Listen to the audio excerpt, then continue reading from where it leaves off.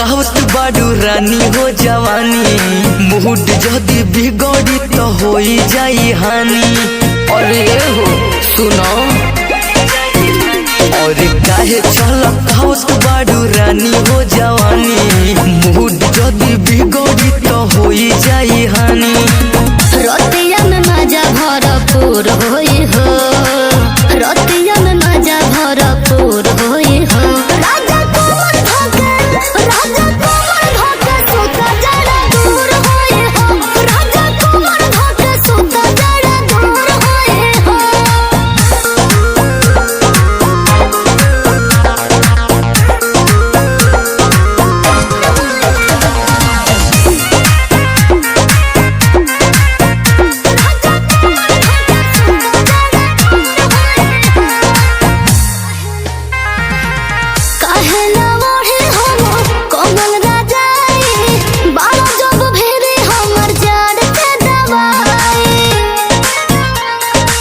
सुनो रानी खतरा बढ़ावा तारू जान के, गरम कुदी जाई फान के।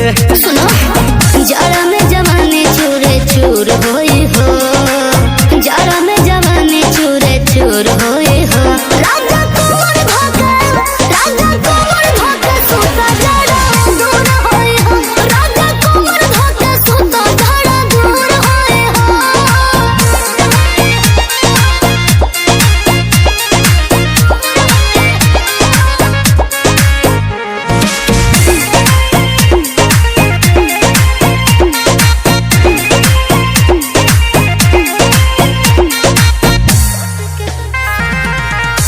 के तो देखो राजा देह बटहे तो नोखा विश्वास तो लगा लो थर्मामीटर।